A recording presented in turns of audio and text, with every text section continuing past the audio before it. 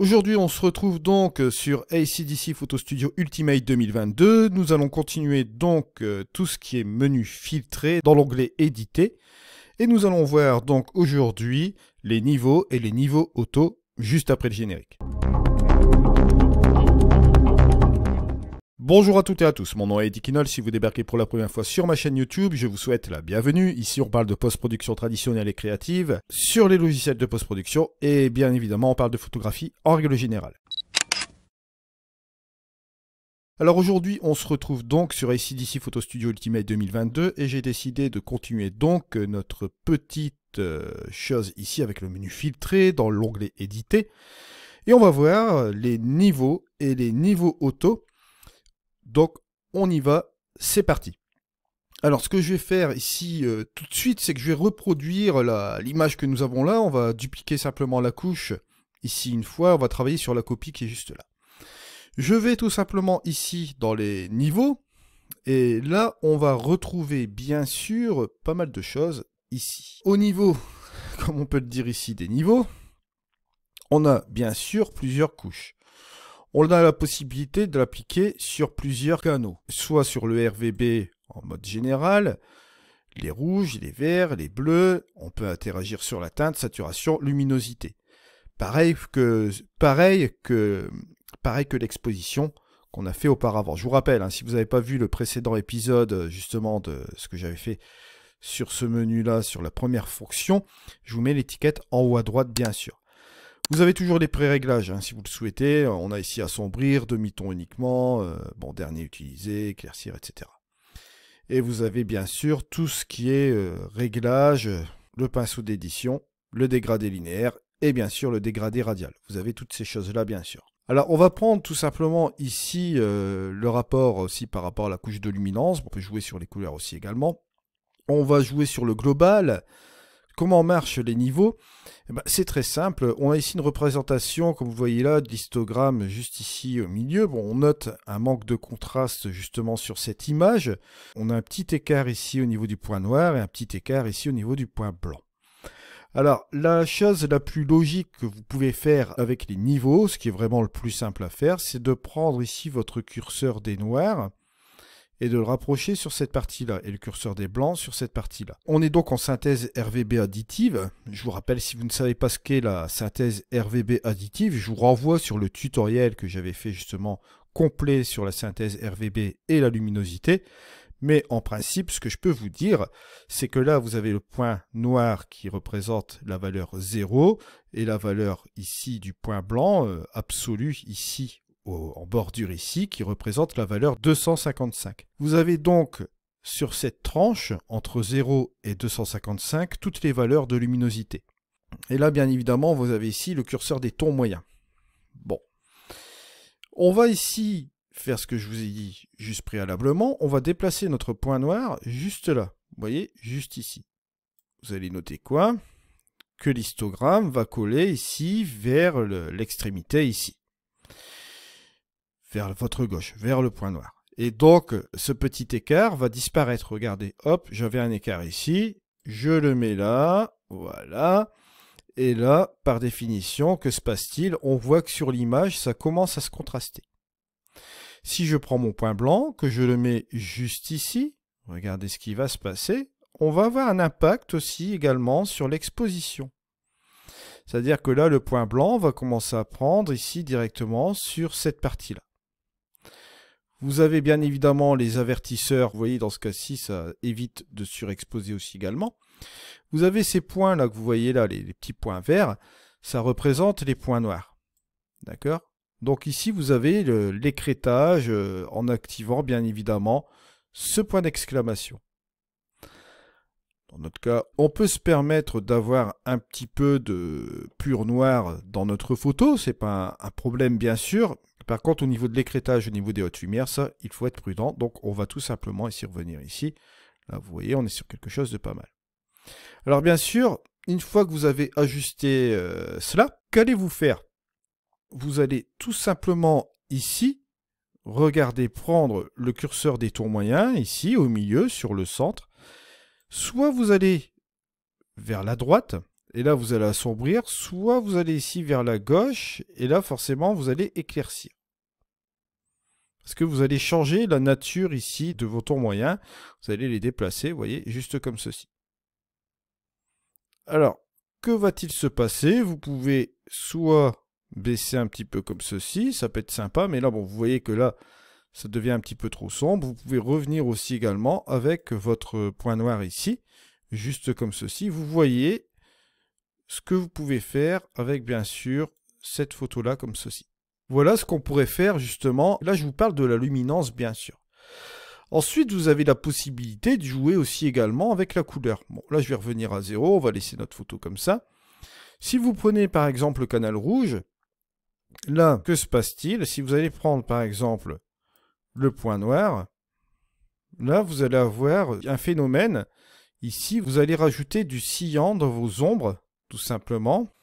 À savoir, pour résumer, que lorsque vous utilisez la synthèse RVB, vous utilisez des valeurs de luminance également pour effectuer des couleurs, que ce soit sur le canal rouge, le vert et le bleu.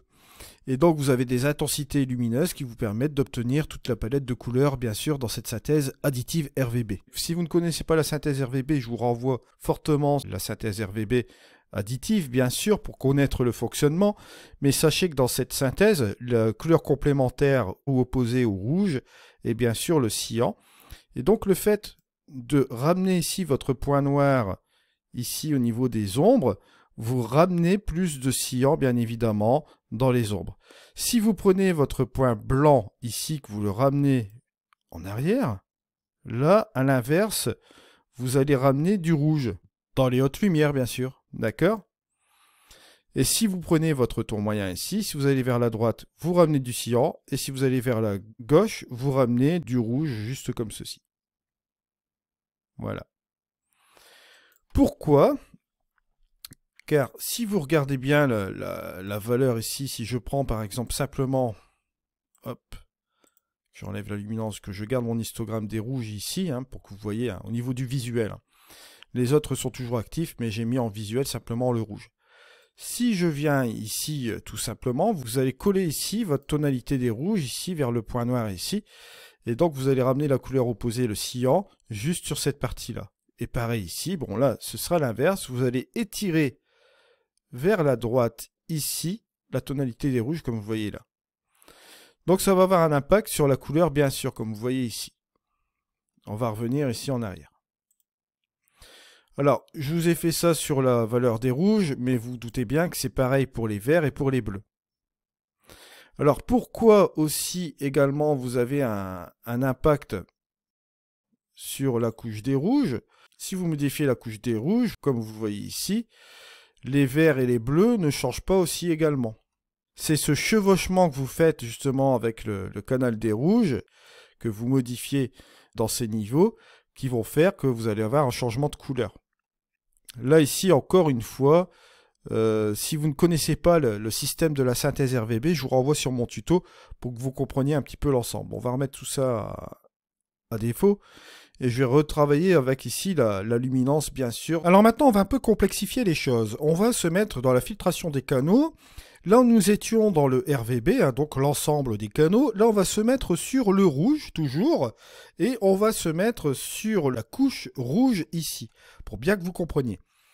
Si je bouge, regardez ici, bon, mon curseur des tons moyens, bon, vous voyez que ça interagit sur la couleur, rouge, couleur complémentaire ou opposée cyan, vous voyez, on interagit sur ces choses-là, là on rajoute un petit peu de rouge, et là on rajoute du cyan dans les ombres, bon voilà, et on peut jouer avec ce curseur des tons moyens.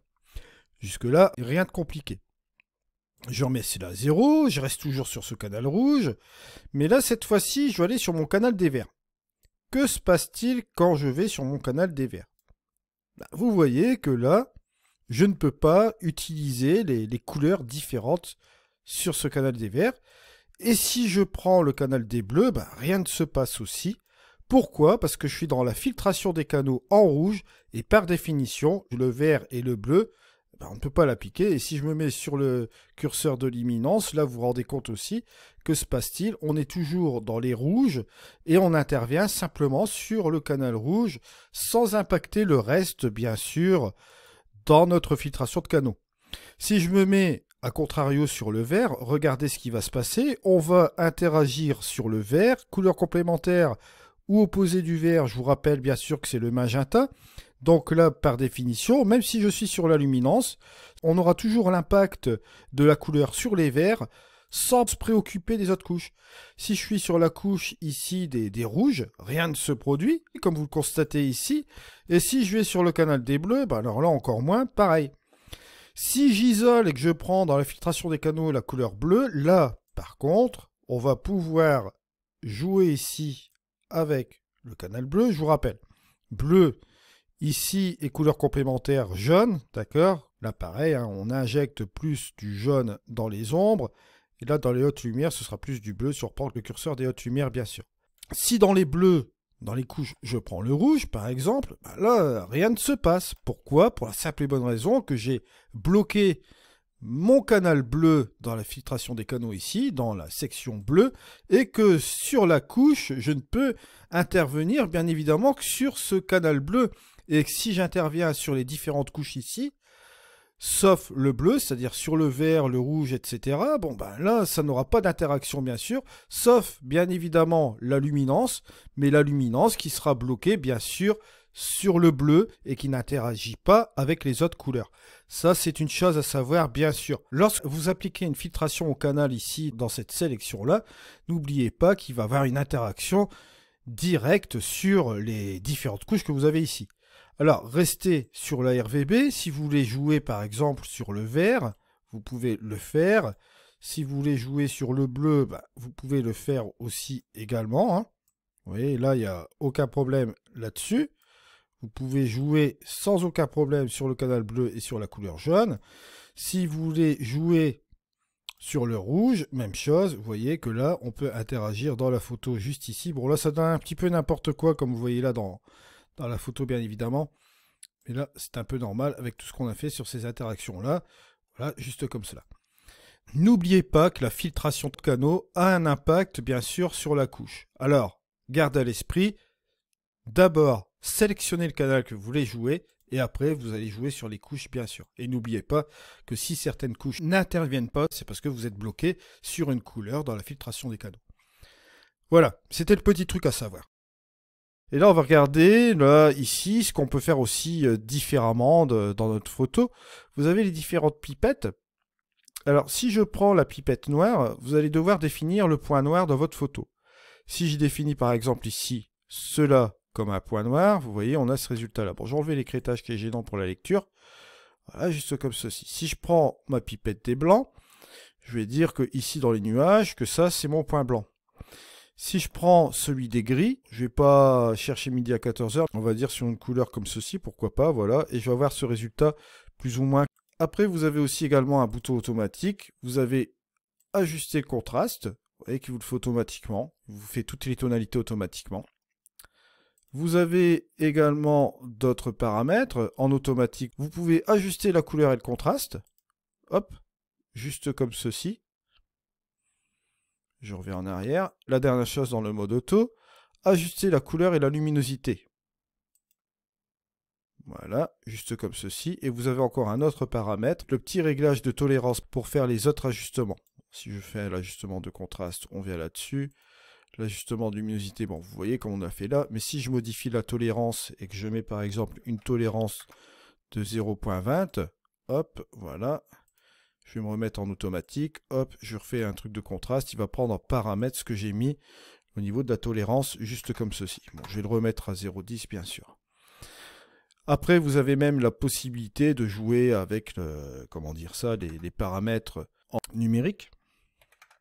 Vous voyez, vous pouvez les modifier juste comme ceci, avec le pourcentage bien sûr aussi également si vous le souhaitez. Voilà un petit peu ce qu'on peut dire sur ce niveau, d'accord, sur ces niveaux. Donc là, on va revenir en arrière. Je ne vais pas revenir sur les ajustements ici, le pinceau, dégradé linéaire et dégradé radial. Vous irez voir ce que j'ai fait précédemment dans l'autre tuto pour ces choses-là, bien sûr. On va revenir donc ici en arrière en annulant cette chose-là.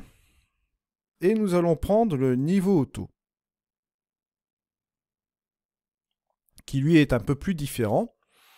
Vous allez voir ici, qui est beaucoup plus simple aussi. Vous avez un pré-réglage qui est augmenter le contraste, si vous le souhaitez. On va revenir en arrière, bien sûr. Et vous avez l'application sur le RVB, rouge, vert, bleu, la teinte, la saturation, la luminosité, comme le précédent filtre que je vous ai montré la dernière fois. Alors, vous avez la possibilité de jouer sur une couleur et un contraste automatique, les contrastes automatiques, la couleur automatique. Vous voyez, vous avez ces 3 curseurs-là. Déjà, quand vous faites les niveaux automatiques, vous avez l'intensité qui se met à 20. Donc là, ici, vous avez une intensité de 1. Et plus vous allez monter, et plus vous allez monter l'intensité. Si je viens sur les contrastes automatiques ici, couleur automatique, c'est toujours la même gestion, mais là vous avez le curseur d'intensité qui pousse justement sur cette partie-là. Vous voyez, si je le mets à 79, bon là c'est beaucoup plus poussé. Donc on va le remettre par défaut à 20, bien sûr. Ce qui est la valeur qui est un petit peu plus raisonnable, on va dire. Donc vous avez les couleurs automatiques, donc le contraste automatique, et les couleurs et contrastes automatiques juste comme ceci. Pour valider, bien sûr, vous cliquez sur terminer. Et là, vous allez voir, bon, par rapport à l'image de départ, on a ici l'image de départ qui était relativement plate. Et là, vous voyez, avec les niveaux automatiques, on en arrive sur ce résultat-là, bien sûr. Vous pouvez jouer dans les couches avec les modes de fusion. Vous voyez, vous pouvez vous mettre en multiplié pour assombrir. Là, forcément, la première couche va prendre le dessus sur le calque du dessous. Et vous pouvez jouer, bien évidemment, avec, ici, l'opacité. Vous voyez, on peut jouer là-dessus. Vous pouvez jouer sur d'autres choses aussi, sur la lumière forte ou sur la lumière douce. Vous pouvez jouer toujours avec le curseur d'opacité pour réguler le mélange entre les deux calques, bien sûr. Vous pouvez mettre un masque juste à côté et commencer à le peindre pour rajouter des choses assez particulières au niveau du phare ou autre chose, bien sûr. Vous avez pas mal de choses que vous pouvez faire aussi en interaction avec les calques et les masques. Et ainsi que les couches d'ajustement, et j'en passe, et j'en passe, et j'en passe.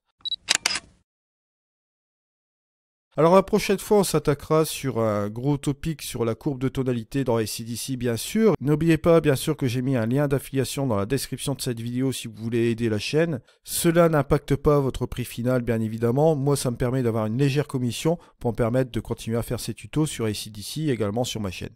Je vous remercie de m'avoir suivi. On se retrouve dans une prochaine vidéo. C'était Eddy. Allez, au revoir.